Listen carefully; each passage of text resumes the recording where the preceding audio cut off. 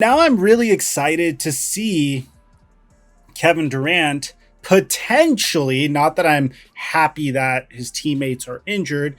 I just want to see how Kevin Durant will respond now that he's in the same situation that LeBron James has been in multiple times. Assuming that his teammates can't continue on, and I'm hoping that they get well soon. With the Brooklyn Nets, this isn't really getting talked about a lot, but all of their stars have been kind of overloaded with minutes, and they've kind of been overcompensating. Kyrie played 45 minutes twice this series. That's a 3-minute break in 2 games. Like, that's kind of absurd, especially when you think about the offensive toll that weighs on these guys. I mean, I really hope that we don't see Kevin Durant continue to tick into the high 40s, because he's already at like 40 minutes per game, 42 minutes per game, and this has been a physical series.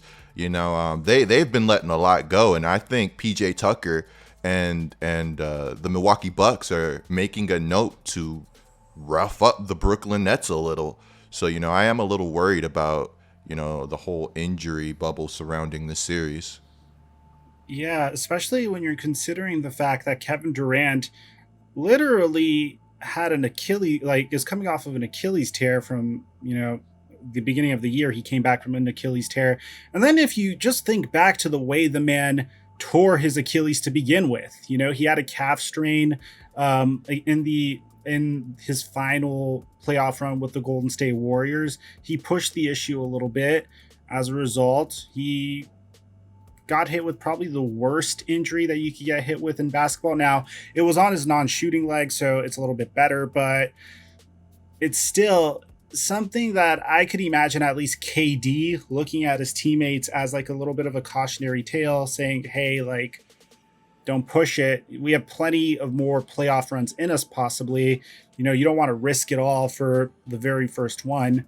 And then you just look at the Nets, and they've just been battered by injuries all year. Like Spencer Dinwiddie out for the season, and he would have played a huge role. Saying this from the top of my memory, but I know multiple other players got injured as well. So I don't know. It should be interesting to see how KD could answer the call. But personally, I don't think he can.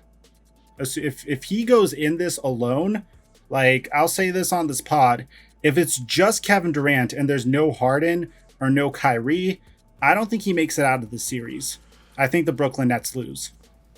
Oh, I'm not saying he will. I think he can do it. I think the Nets can win.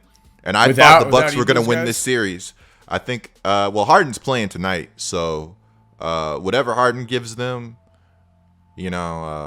without either of them, whatever. I think the Nets are a well-rounded team. I think they have guys that can step up. Yeah, so guys, we are capping off the giveaway to the first 40,000 subscribers that turn on our notifications for the Laced Up podcast. All you have to do to enter for a chance to win a PlayStation 5 or an Xbox Series X is subscribe, hit that notification bell. If you want to do us a favor, leave a like on the pod and let me know in the comment section down below when it's done. You'll enter for a chance to win a PlayStation 5 or an Xbox Series X.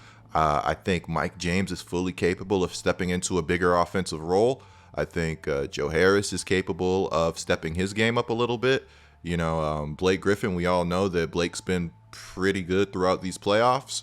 I like the Nets team.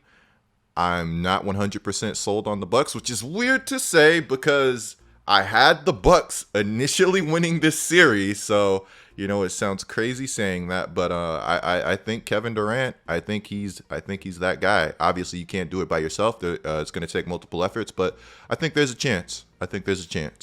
How come? If you don't mind me asking, because you said you pivoted on your original stance, how is it that now that the Brooklyn Nets are hurt a little bit more? That's an easy answer. Originally, the Bucks tried to go big. I thought big ball would destroy the Brooklyn Nets. Lopez, Giannis. I was like, how are they going to defend this? Blake Griffin has been phenomenal on Giannis. No way around it. Giannis has had some good games, but overall, he's had to work for a lot of what he's gotten. He's done a good job. I don't want to say neutralizing Giannis, but he's done a great job of making life tough. I didn't think Blake Griffin would be an impactful defender on Giannis. So that initially is like just going to shift me a little bit. And also, like I said, I thought the Bucks going big against the Brooklyn Nets was just going to devastate them. Seeing Brook Lopez in the post has kind of also helped to pivot my decision a little. So I think the Nets match up a lot better than I thought they did. I think they have a lot of firepower, and that's just kind of where I stand on the whole situation. And I think Kevin Durant is that guy to where he can go to another level. And I also think he's a little underrated as a playmaker. I feel like a lot of people have been maybe a little too hard on him. But, at the end of the day, I guess we'll see. Here's my thing with Kevin Durant, and then Korzemba, you have that look in your eye. Like, I could tell we're only 11 pods deep, but like I could tell when you're like, I'm about to drop some knowledge. So I want to come to you next. I'll just quickly, like he said, Blake Griffin is neutralized Giannis. I said I didn't want to say neutralized. I said I don't want to say neutralized. I said he's done a good job, and that's not something that I saw coming. Giannis has been great. So I would honestly say that like one of the most underrated subplots right now that's currently going on in the playoffs is that if the Bucks win this, like this is a potential Giannis like redemption tour. Giannis like, hey, I am a back-to-back MVP and now I'm actually proving it, because he's gotten a lot of shit in the playoffs where people are going, this is your back-to-back MVP. This guy's won 2 MVPs, blah, blah, blah, blah, whatever. Like Giannis currently for this series against the Nets is averaging 30 points a game, 12 rebounds, and shooting 54%. The only thing that he needs to stop doing is, first of all, I don't know what's going on with his free throw shooting. Like that is a fixable skill. Please, shooting 38%. Bro, but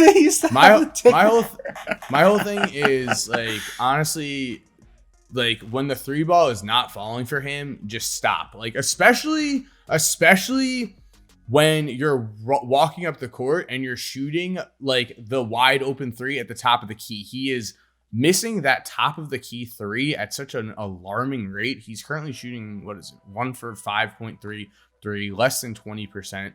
He's doing everything else phenomenally, crushing it. I mean, all right, but I would say with like you're saying Kevin Durant can pull it out, which I mean, I'm not going to go out here and say that like I don't want to count Kevin Durant because he is one of the greatest scorers in NBA history. He's lethal at any night, could go absolutely off with a man completely in his face. However, I don't agree that the Nets have as many options as you're saying when they have more than one star out.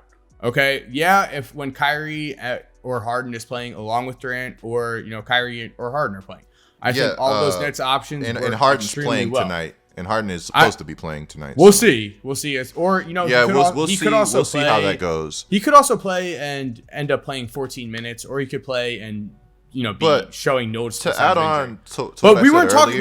We weren't talking about if you said. If Harden is out, you said no. If they're out, I'm saying. Yeah, I added that in. I was like, yeah, if they're both out, I still do think there's a chance that he can do it at the end of the day. But I'm one of those optimistic guys. I don't believe in that. I'm one of those optimistic I think the Bucks. I mean, I think especially the Bucks with being able to game plan a little bit more with the idea that Kevin Durant is going to be the complete main option out there. Knowing that Irving's hurt, knowing that James Harden might be hurt, like they're going into this with kind of more of a different mindset where they're going to have defensive schemes for lineups that the Nets are going to have out there where they don't have as many options, and they're going to take the ball out of Kevin Durant's hands. I'll give you this. It's definitely not an ideal situation for the Brooklyn Nets. And again, I'm not saying they're going to win. I'm saying there's a chance. But to touch on what you said about Giannis, like initially, I thought Giannis was going to come out and destroy the series. He's been good, but I don't want to say he's necessarily been dominant. He's scoring the ball, but he's taking a lot of shots. And if you ask me, what he's doing right now, it's going to sound dumb, is a win for the Brooklyn Nets. If Giannis has to take 26 shots to get 34 points, you don't love it for Brooklyn, but you can win with him playing like that. You can't win if he's missing 6 shots, 7 shots, and he's just destroying you uber efficiently. Not saying 54% is bad at all, because it's good. But once he gets into that elite efficiency and he's playing around the basket and, you know, getting those good shots, getting those easy shots, that's where he really hurts you, in my opinion. The 3-point shooting and the free throws are literally killing him. Yeah, they're killing his efficiency. Yeah, whenever he pulls up from three, I could imagine like the entire Brooklyn Nets bench and like, you know, the coaches are like, yes, that's what we wanted, because like it's not his game at all. It's something he's working on and still needs to work on, by the way. I don't know if you guys like, there's just like one freeze frame of him trying to shoot a basketball. His mechanics need a lot of work. But on top of that, another thing that, yeah, Coop, I also wanted to comment on the fact that what you said about Blake Griffin. There's just like one clip, it like blew up on social media. I know both of you guys probably seen it, where Giannis Antetokounmpo is isolated on Blake Griffin. Blake Griffin's dropping back on him. Giannis has like no size up moves on him whatsoever, and then backs up a little bit and then tries to go full steam ahead at Blake Griffin, and then he gets stopped. So, I mean, at this point, it's impossible to fully stop Giannis, but I do think Blake Griffin has been doing an okay job slowing him down. I'm sorry, in my brain, I can never imagine Blake Griffin as a defensive stopper. It just doesn't compute. I agree, which is like crazy to say. Yeah, that's like saying to me, I know Rajon Rondo's improved as a 3-point shooter, but that's like you telling me Rajon Rondo 3-point sniper. It just doesn't compute. But the thing about Kevin Durant and KD fans, I want you guys to like go into the comment section and just completely obliterate me for this. But we will. Yeah, please do. I know Coop. I know Coop is like Coop is like low key a borderline. When I first met Coop, he was a KD stan. I don't think he stans him anymore. But when I met him, like Coop and I met in 2010, big Kevin Durant fan. Yeah, it was bad. The thing about KD is he historically, as remarkable of a scorer as he is, that's what he is. He's a scorer. You know, he's an elite scorer, quite possibly one of the greatest scorers that we've ever seen. But he's always needed help on his side, whether that's in the form of Westbrook and like Harden off the bench and Ibaka, or in the form of Steph Curry, Klay Thompson, and Draymond Green, or currently in the form of Kyrie, Irving, and James Harden and Blake Griffin off and whatnot. And whenever you would take those pieces away, all you get is a player that could score in bunches. He could and maybe like he could give you like one of those crazy 50+ games in the regular season and eke out a victory, sure. But in a playoff series, that's too one-dimensional for me. If you're still here while the music is cued, here are 2 videos I think you are definitely going to enjoy. Make sure to click on one of them. Again, I know you're gonna love it. And other than that, have a great day and peace.